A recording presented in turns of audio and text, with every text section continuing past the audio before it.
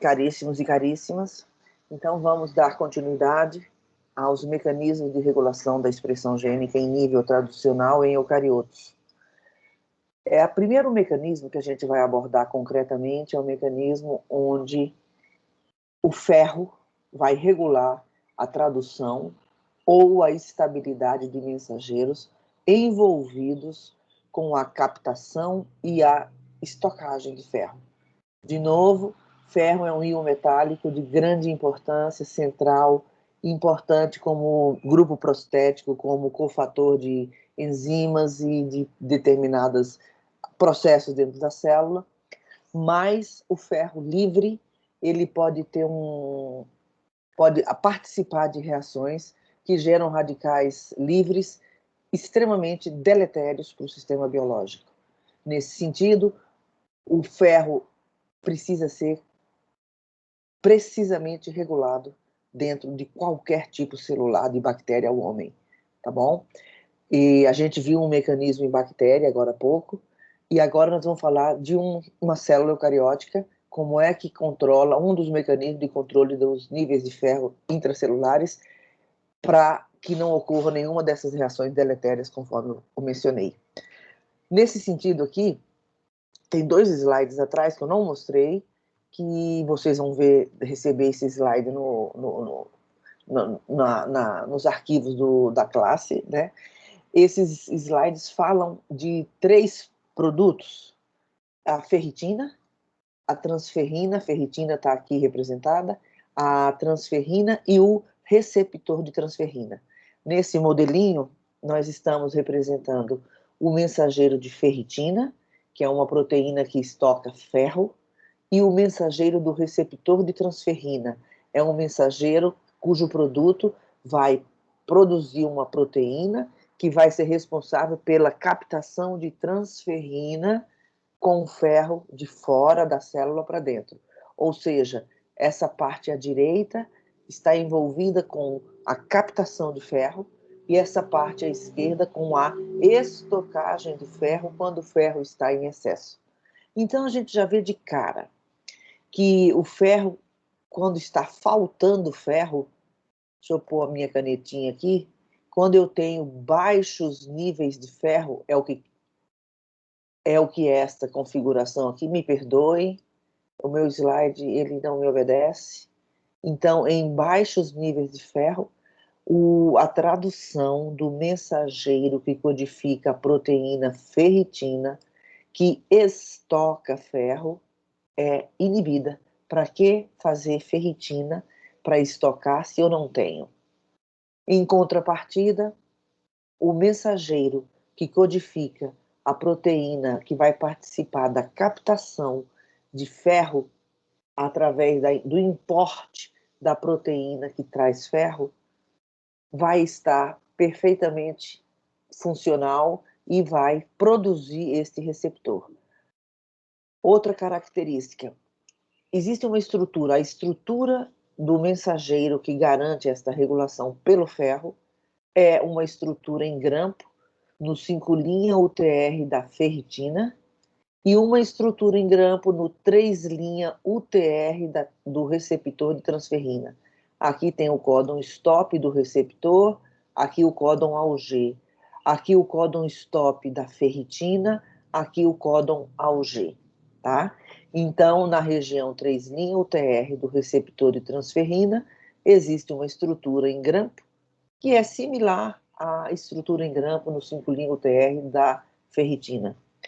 Essa estrutura em grampo, quando ligada por uma proteína, a aconitase citoplasmática, essa estrutura em grampo se torna extremamente estável e impede o mecanismo de iniciação da tradução mediado pelo acoplamento da subunidade ribosomal, aquela série de fatores no 5' escanem até chegar no AUG. Se não tem a proteína aconitase, essa estrutura em grampo vai ser desfeita pela própria maquinaria de tradução. Mas tendo esta proteína, essa estrutura fica intransponível e o mensageiro, o ribossomo, não consegue pular esta montanha ele não consegue, então, dar início à tradução do mensageiro ferritina. Em contrapartida, no 3' UTR, vai muito bem, obrigado, o receptor de transferrina continua sendo traduzido normalmente. Numa situação de excesso de ferro,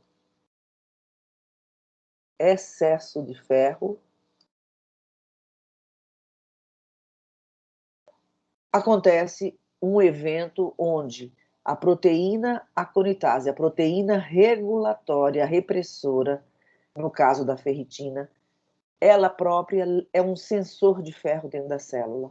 Ela liga ferro e, ao ligar ferro, ela muda a sua estrutura, perde afinidade pela estrutura em grampo.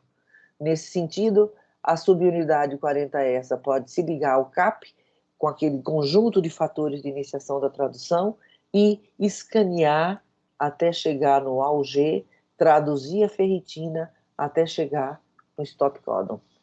A ferritina, então, a proteína que vai estocar ferro em excesso, para que não tenha ferro livre, para gerar radicais livres, altamente deletérios para o sistema biológico, ela vai ser feita e vai estocar milhares de átomos de ferro. Em contrapartida, o mensageiro do receptor de transferrina, ele vai, da mesma maneira, a proteína que se liga ao grampo perde afinidade pelo grampo porque ela própria é sensor de ferro e tem muito ferro.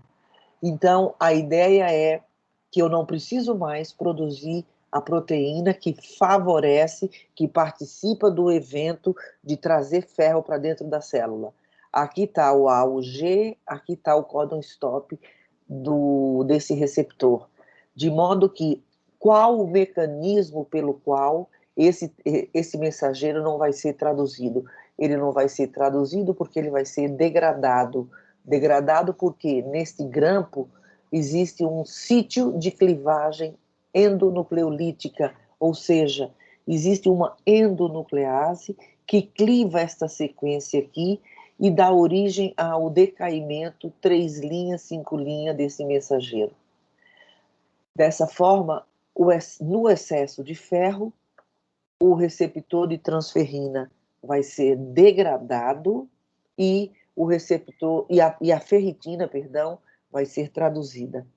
Vejam que os mecanismos são, o efeito é contrário, mas os mecanismos são diferentes. Deixa o grampo livre para ser desfeito pela maquinaria de tradução e expõe um sítio de clivagem para uma RNase que vai degradar esse RNA mensageiro. Este é o modelinho das duas condições, falta e excesso, e a interpretação é essa que eu dei em separado, tá bom? Nós vamos falar agora, rapidamente, de um mecanismo que envolve efeito na construção do complexo envolvido no início do complexo de pré-iniciação. Então, alguns fatores vão interagir com a proteína que se liga ao CAP, que é esta proteína 4E. E elas são chamadas de proteínas de ligação a 4E. 4E Bind Proteins, é a sigla do inglês. Vamos observar aqui que a proteína 4E é uma proteína que reconhece e se liga ao CAP. E eu vou ter proteínas que vão competir com esta daqui, de modo que o aparato EIF4E, EFG, 4F, 4G e PABP, este conjunto de interações não vão ser feitos se eu tiver uma proteína que interage com essa daqui. Proteína que se liga à proteína 4E, que é a proteína que se liga ao CAP. Este mecanismo aqui é o mecanismo de varredura, CAP dependente, para iniciação em eucariotos. Então, aqui tem um conjunto de fatores, um conjunto de componentes gerando o complexo 43S de pré-iniciação e varredura. Então, esse complexo vai se ligar aqui, vai varrer aqui até chegar no AUG. No AUG, os fatores de iniciação são liberados, a subunidade 60S se liga e formam o complexo funcional do ribossomo, capaz de traduzir esta mensagem.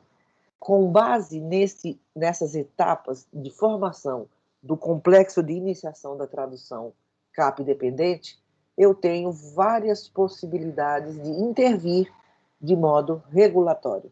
Tá? Nós vamos falar de alguns dos mecanismos envolvendo essas etapas aqui. O primeiro mecanismo que eu vou falar é um mecanismo que vai competir com o 4E, e esse mecanismo ele é aplicado ao desenvolvimento embrionário da mosca da fruta, Drosophila melanogaster.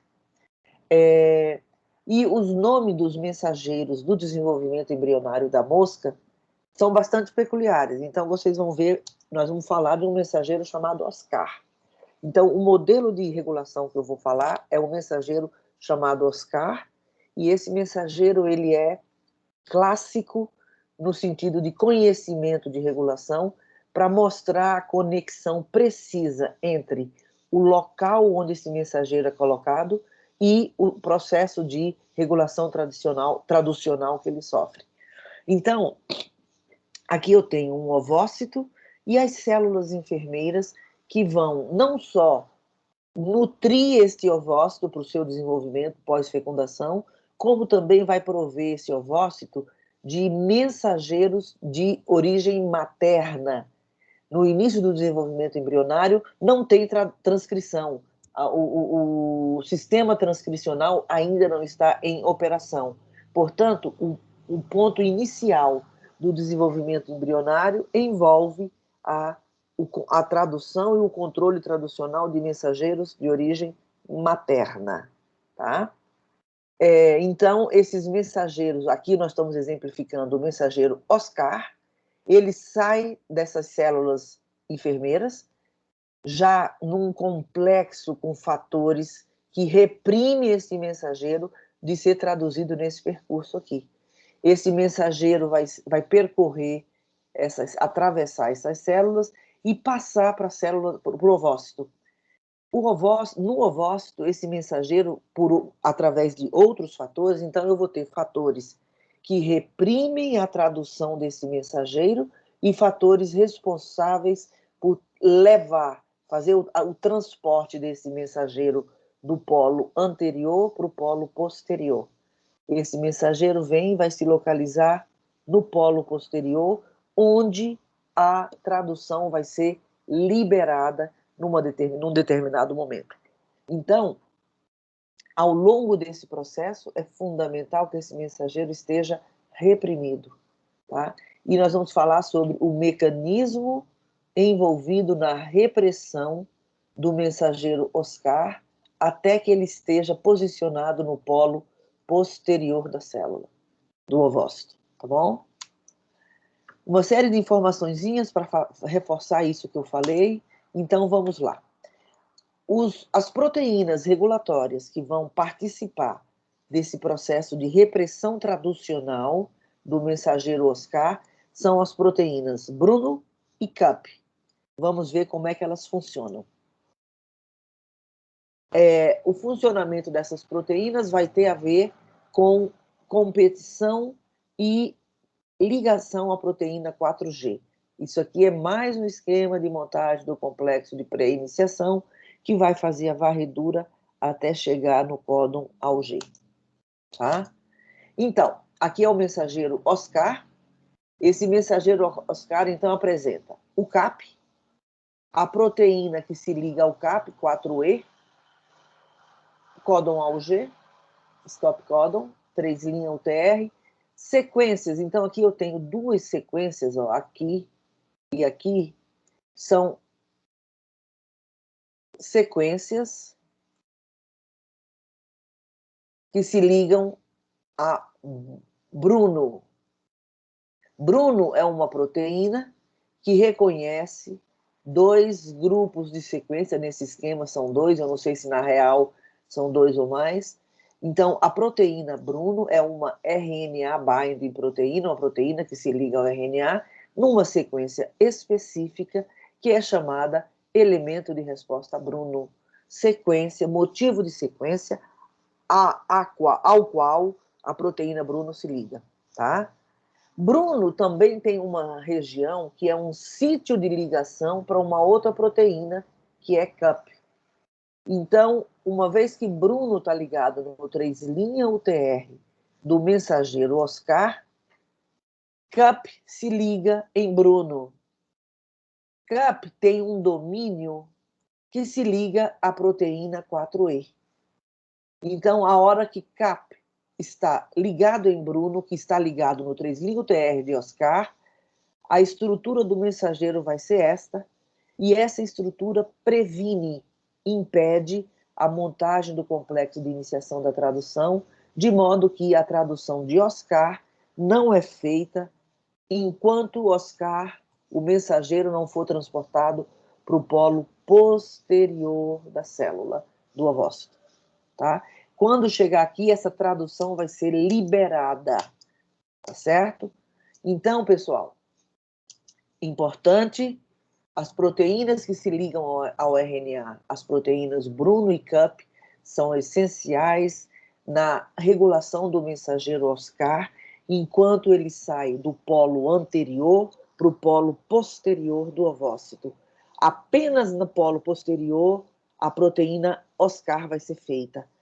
E no início dos anos 80, se eu não me engano, foram feitas bibliotecas de mutantes de Drosophila e foram analisados o desenvolvimento embrionário, por exemplo.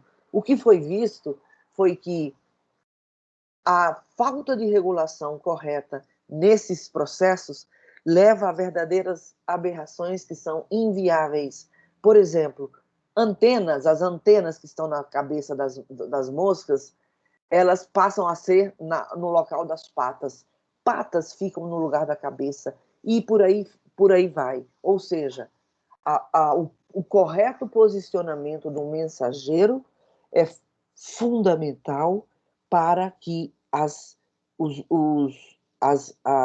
porções do organismo se formem adequadamente, posterior, anterior e assim por diante. Isso vale também para tudo quanto é organismo, tá bom? Então, a proteína CUP de ligação... Ai, meu Deus.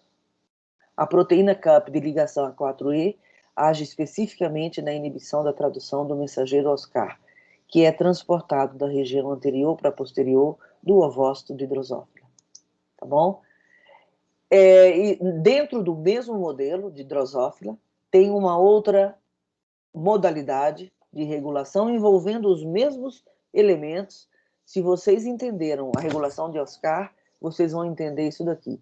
Eu vou disponibilizar esta pequena revisão, são 2 ou 3 páginas, e eu tenho aqui as figuras que essa revisão traz. Essa é uma, essa é outra.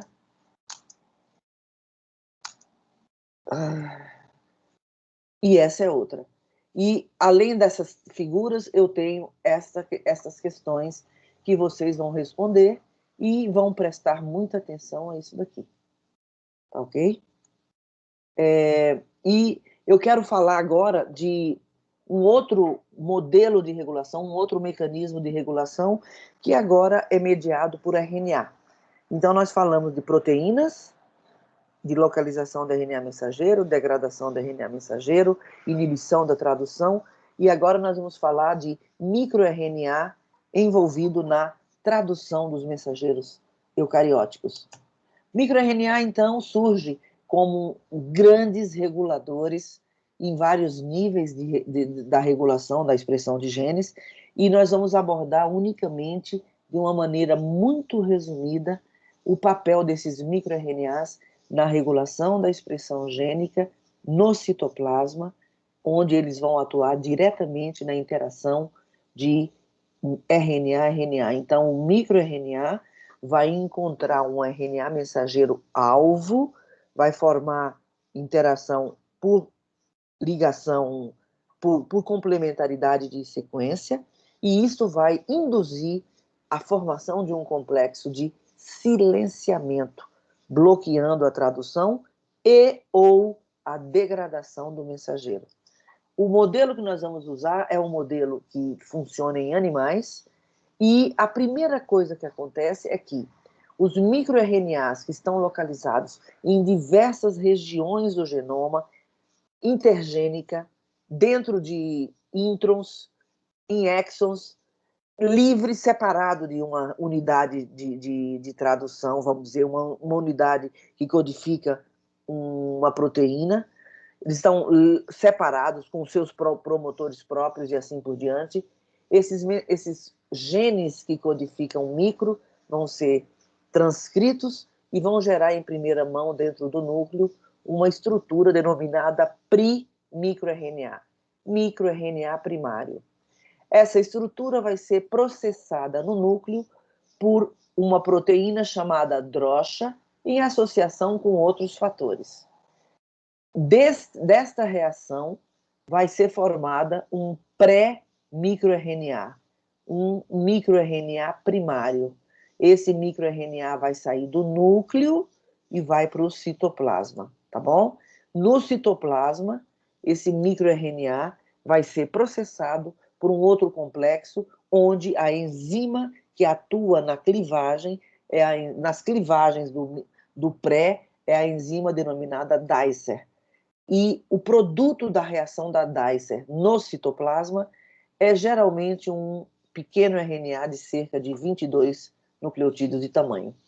Então, ó, dentro do núcleo, na forma de PRI ou como um produto de um intron que foi liberado de um splice, esse PRI mensageiro vai ser processado pela drocha, vai ser transportado para o citoplasma e vai ser maturado por ação da RNase Dicer. Vai gerar essa estrutura, onde em vermelho está ilustrado o microRNA XX, qualquer nome, 5P, micro 150, micro 550, micro LET7, 5P é a orientação dele, ou a fita em azul, micro 3P, 3P ou microestrela, tá bom? Este microRNA, uma das fitas, é recrutada por um complexo que vai formar um complexo através do qual o microRNA vai exercer o seu papel de repressão.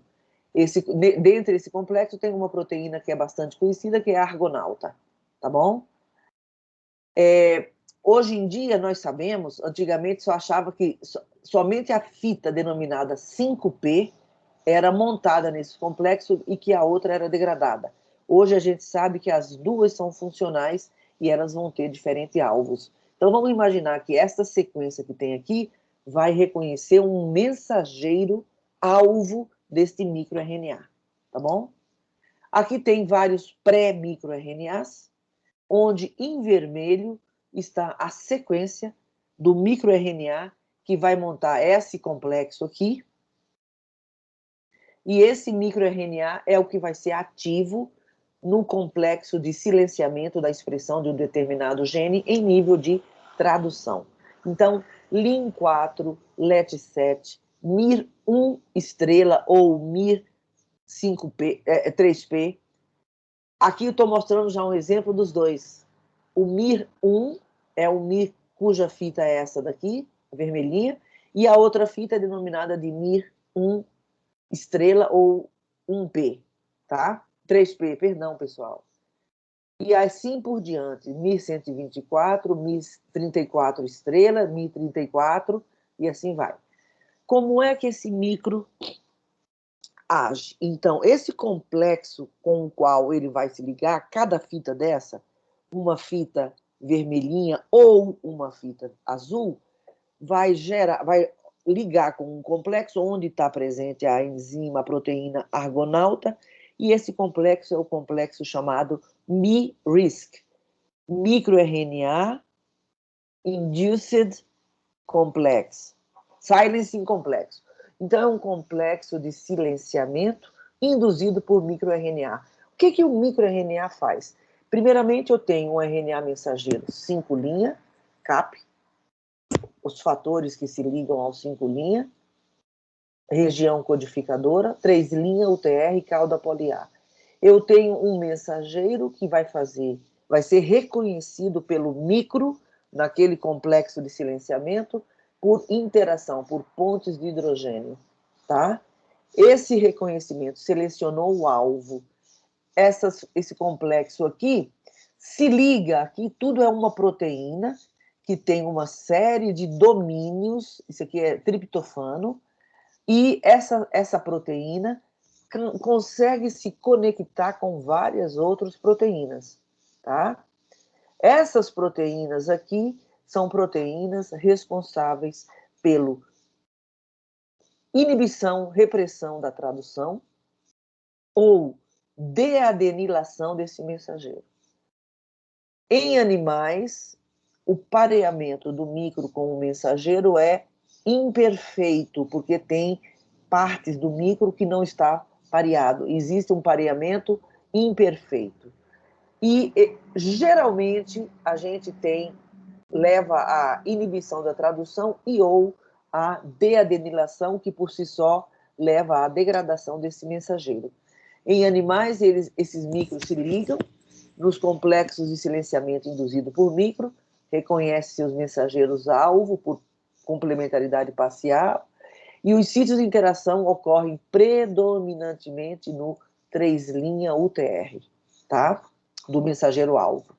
O resultado disso é inibição da tradução, que pode envolver a etapa de iniciação e ou a degradação do mensageiro, e esses mecanismos ainda estão sendo elucidados, tá bom? Então, olha, com relação aos microRNAs, era isso que eu queria apresentar para vocês. Aqui é uma pequena atividade remota, que, de novo, na aula síncrona, vocês terão a oportunidade de tirar a dúvida e eu vou falar tudo o que é necessário para que vocês saibam responder essa questão. Vai depender de vocês me questionarem sobre isso, tendo tentado responder a questão, tá bom? Não só essa, como outras. Então, eu agradeço a vocês e obrigada.